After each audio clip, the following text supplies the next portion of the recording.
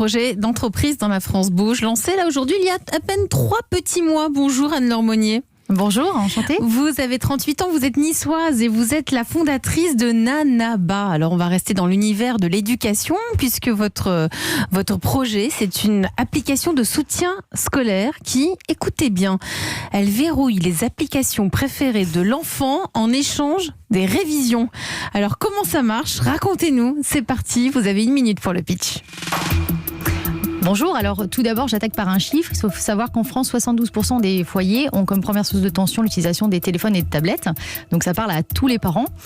Donc Nanaba, c'est une application à destination des enfants, donc 6-15 ans, CP à la 3e, sur iOS et Android, qui a pour objectif de bloquer les applications présentes sur les tablettes et téléphones en échange de révision scolaire.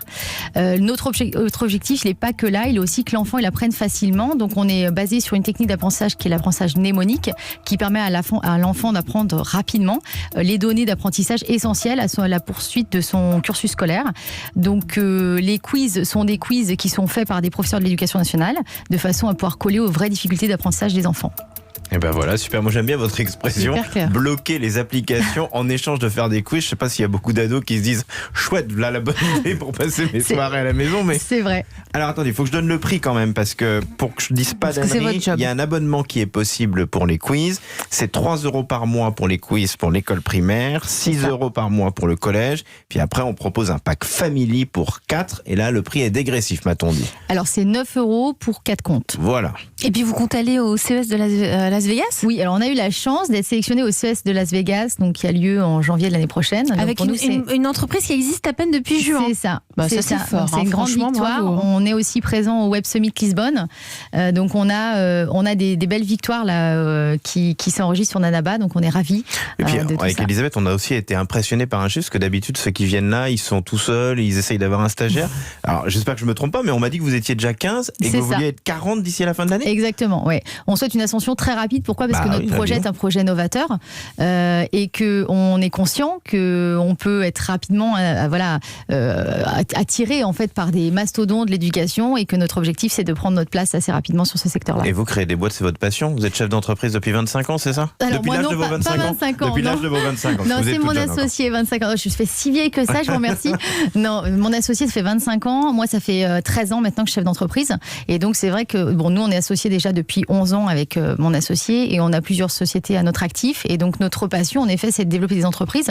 Mais avant tout, c'est un projet de maman qui a subi ce confinement et qui souhaitait trouver une solution avec son enfant pour éviter que ça devienne un gros geek devant YouTube et l'aider surtout à apprendre de façon plus facile. Bonjour Nathalie Carré. Bonjour Elisabeth, bonjour Anne-Laure, bonjour Emmanuel. Bonjour. Alors, quelles sont les forces et les faiblesses ? C'est une bonne idée, Nanaba. C'est une bonne idée, puis vous ouvrez en fait la voie à une autre façon d'apprendre en fait, et totalement en phase avec les habitudes de nos enfants, parce qu'effectivement on est bien content qu'ils aient un téléphone quand on veut les joindre, mais de temps en temps on aimerait bien qu'ils les lâchent. Alors quelques points améliorés en fait. Honnêtement, le nombre d'élèves ou de collégiens qui vont surfer sur internet pour trouver une solution pour réviser ou apprendre doit être assez faible, hein. Donc votre site internet, construisez-le clairement à destination des parents. C'est nous qui nous posons ce genre de questions, hein, soyons clairs. Donc quelques propositions. Déjà, c'est du détail, mais pas sûr que le tutoiement des parents soit forcément apprécié par tous. Ajouter des captures d'écran pour voir à quoi ressemble l'application et les quiz. On les a, hein, quand on télécharge l'application, on a tout ça. Mais sauf que l'appli, il faut la télécharger, il faut écrire son nom, son prénom, machin. Donc mettez-nous tout ça sur internet. Mettez en avant que vous offrez 1 mois d'essai gratuit. Ajoutez un comment ça marche. Alors, on a les infos quand on télécharge, mais quelles applications peut-on bloquer ? Alors, a priori, c'est uniquement celles que nous avons sur notre propre téléphone. Il faut expliquer pourquoi. Est-ce qu'on ne peut pas paramétrer l'appli depuis le téléphone de notre enfant ? Parce que moi, j'ai pas Insta ni Snapchat, machin, sur mon téléphone. Donc, je ne peux pas bloquer mon fils, du coup. Ne peut-on pas... Est-ce que les enfants doivent faire un quiz à chaque connexion et tous les jours, même le week-end ? J'ai demandé à mon fiston qui m'a dit... À chaque fois, maman. Vous faites la grande question. Fils, oui, là, du coup, il a servi de cobaye. Voilà. Est-ce que l'application s'ouvre, même s'ils ont répondu au hasard et que tout est faux ? Et puis, il manque du contenu sur pourquoi ça marche. Ça peut paraître un peu système sanction en fait. Et on peut se dire que les gamins vont prendre ça à la légère, répondre au hasard, juste pour accéder à l'appli. Donc peut-être qu'un psy pour expliquer comment ce système agit réellement sur l'apprentissage et sur le cerveau des enfants pour les motiver. Puis une suggestion, votre cible sera sûrement les parents qui ont déjà installé ou souhaitent installer un contrôle parental. Donc ça pourrait faire d'une pierre deux coups. Je bloque mon enfant à 2 heures d'utilisation par exemple, mais s'il a, 80% de bonnes réponses à un quiz de Nanaba, il a 10 minutes de plus d'utilisation de son appli par exemple, avec une limite bien sûr. Donc plus d'infos pour expliquer, rassurer et donner envie d'essayer et de télécharger votre appli. Qu'est-ce que vous répondez? Que répondez-vous? Alors, on est sans voix parce que on n'arrive même plus à noter toutes les idées. Vous avez pris les notes un peu?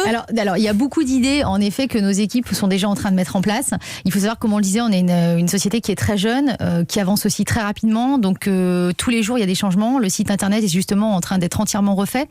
Donc, il y a beaucoup de choses qui sont en train d'évoluer dans ce sens-là. En revanche, je prends bonne note de beaucoup d'éléments, notamment sur le fait de peut-être donner plus d'explications, parce que ce qui, pour nous, peut être logique, ne l'est pas forcément pour le parent. Donc c'est important peut-être qu'on soit plus clair dans les explications sur le fonctionnement de l'app. Et puis c'est pas mal l'idée de la psy. Alors, quel effet ça a sur l'enfant? C'est pas mal. C'est pour ça que pour répondre à ce que vous disiez, c'est que en fait l'intérêt, c'est que même si l'enfant il répond mal à la question, c'est pour ça qu'on travaille sur l'apprentissage mnémonique, c'est que cette mauvaise réponse va revenir de façon régulière sur l'application, de façon à ce qu'elle rentre dans le cerveau malgré soi. Mais c'est vrai qu'elle mettait un point d'avant, Nathalie aussi, sur le fait, on s'en fout, on répond au hasard. C'est ça. Alors pour en parler justement, parce que mon fils à la base c'est ce qu'il a fait, il m'a dit oui mais c'est bon, mais même s'il répond mal, à force de voir la bonne réponse, ça rentre quand même dans son cerveau et quand il arrive devant sa feuille, il le sait. Voilà, il le sait. Et donc l'idée, alors nous, on est clairement conscient qu'on va pas non plus révolutionner l'éducation française. On n'est pas non plus Academia, voilà, et on se permettrait pas de le dire. Mais en tout cas, l'idée, c'est vraiment d'aller aider les parents qui n'ont pas de solution aujourd'hui concrète d'apprentissage pour leurs enfants et les enfants. Et bien justement, que dit le président d'Academia, Philippe Colléon? Non mais déjà bravo. Je pense que tout ce qui est éducation, innovation, nouvelles idées est bienvenu. Enfin, ça manque énormément. C'est un secteur qui doit se transformer totalement. Après, pour venir sur notre projet, j'ai envie de dire, c'est un petit peu comme une marque de lessive. Le premier cadeau, ça va être le contenu pédagogique, ça va être ça. Le fait de bloquer, c'est le petit cadeau qui est à côté. Exactement. C'est pas, je sais pas si le moteur numéro 1 va être le fait de bloquer les autres applications. Donc, effectivement, plus vous pourrez développer de contenu intelligent, mémoriel, etc. Je trouve que c'est une très bonne idée, mais qui, je pense, nécessite énormément de ressources de votre côté. De contenu pédagogique. Pédagogique, exactement. Tout à fait. Je suis tout à fait d'accord avec vous. Nanaba, c'est pour que ça puisse être traduit dans toutes les langues ou ça veut dire un truc en particulier? Non. Alors Nanaba, c'est tout simplement partie du personnage de l'application, puisque l'application va se tourner de plus en plus vers le gaming de façon à séduire l'enfant. Ce personnage, c'est une banane. Et donc au début, l'application devait s'appeler Banana. Et quand je vous livre les petits secrets, quand on a commencé à déposer le nom de la marque, à voir un petit peu les noms de domaines, on s'est rendu compte qu'il y avait déjà un site de rencontre qui existait, qui s'appelait Banana, donc qui ne collait pas forcément avec l'objectif de notre entreprise. C'est un peu gênant, et donc on en a parlé à nos enfants qui nous ont dit mais attends, tu veux parler aux enfants, mets-le en verlan, appelle-le Nanaba, et donc Nanaba est né. Voilà. Super, une fois de plus. En tout cas, merci beaucoup à vous, Anne-Laure Meunier, la fondatrice de Nanaba, d'être venue nous présenter cette solution vraiment très innovante